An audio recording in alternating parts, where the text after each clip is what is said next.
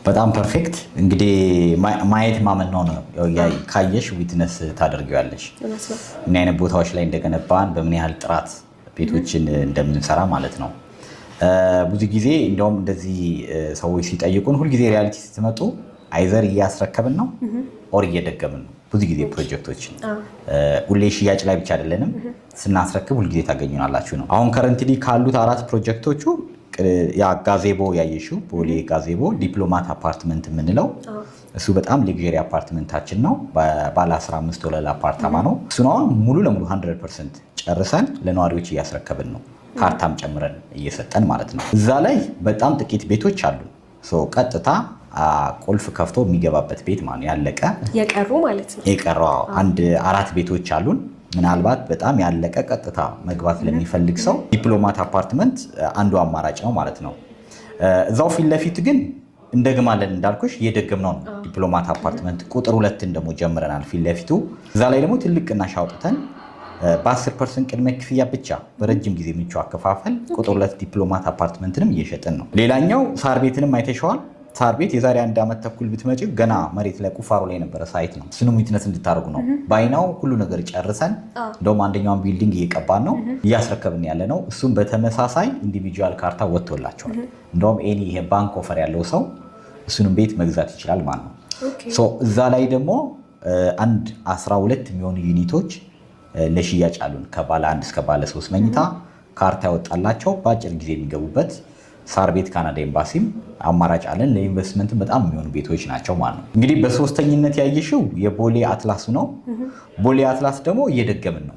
አንደኛው የተረከቡ ያየሽው ከ1 ዓመት በፊት አስረክበን ነዋሪዎች እየኖሩበት ያለ ነው። እሱን በተመሳሳይ ሎኬሽን ቦሌ መድኃኒዓለም ጋር እየደገምነው ነው ያለ ነው ማለት ነው። እሱ ደግሞ ልክ እንደዛኛው ፕሮጀክት ኔቸር ነው ያለው። ባለ 10 ፎቅ ነች።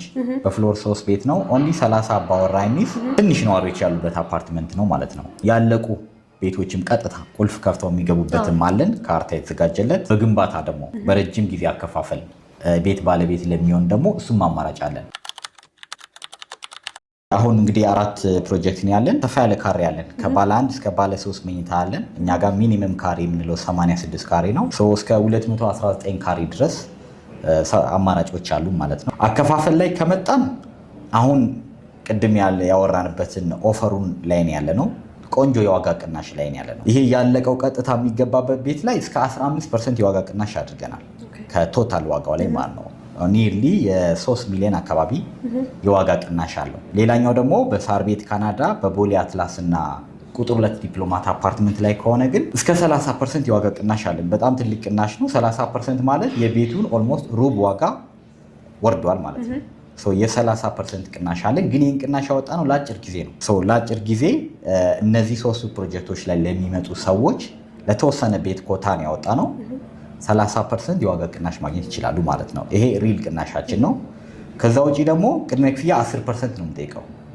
የመጀመሪያ ክፍያ 10% ከፍሎ አንድ ሰው የቤቱን ብሎክ ፍሎሩን መርጦ ሙሉና ዶክመንቱ መያዝ ይችላል ማለት ነው። በ10% ቅድመ ክፍያ ነው።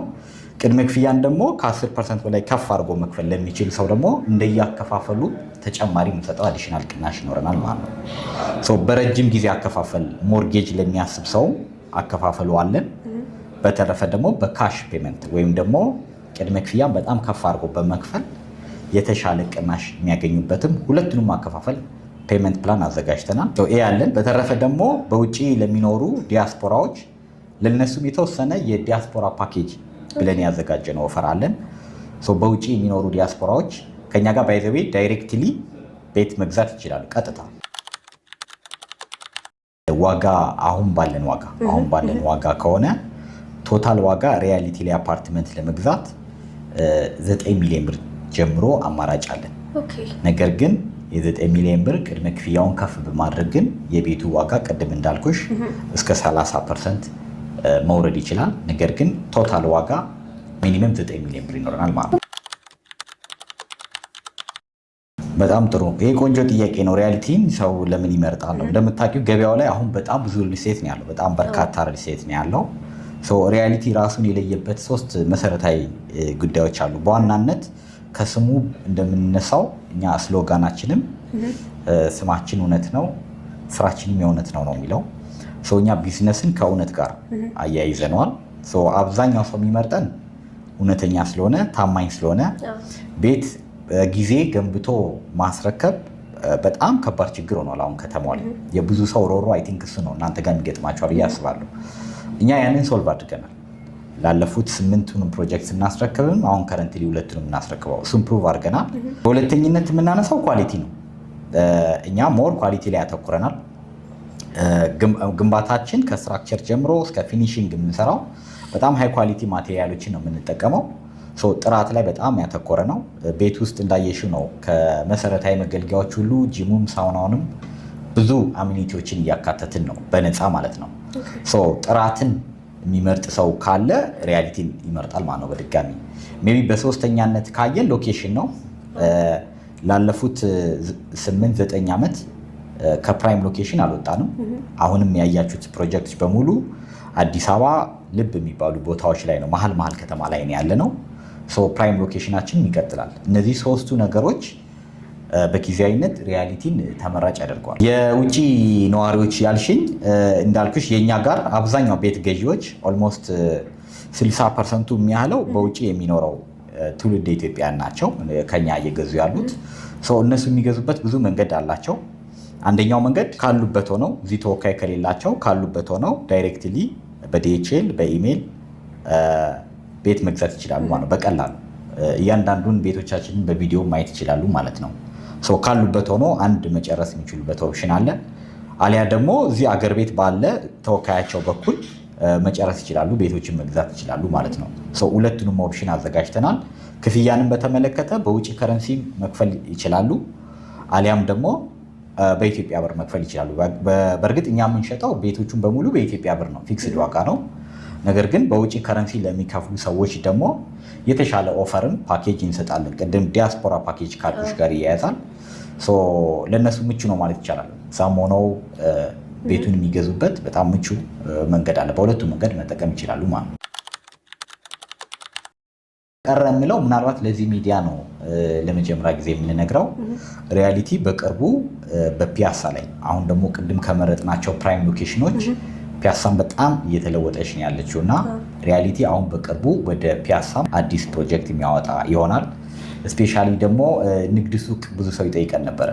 ከንግድ ሱቅ ቆይታቸዋል ከሸጣቸው ከዚህ ከሪያሊቲ ፕላዛ ህንፃ ባሻገር ቆይተናል። ንግድ ሱቅ ከጀመርን ሱቅ ለሚፈልግ ደንበኞች ፒያሳ ላይ የምናወጣ መሆኑን በዚሁ ማሳወቅ እፈልጋለሁኝ።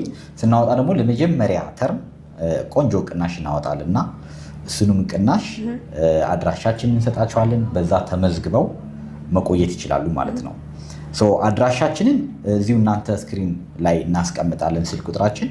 በዛ ስልክ ቁጥር እየደወሉ አይዘር አፓርትመንቶቹ ላይ አሁን ያረመርቸው ላይ ወይ ደግሞ ፊቸር አሁን በቅርቡ የምናወጣው ንግድ ሱቅ ለሚፈልግ ደግሞ የፒያሳው ላይ በምናስቀምጠው ስልክ ቁጥር ሊያገኙን ይችላሉ።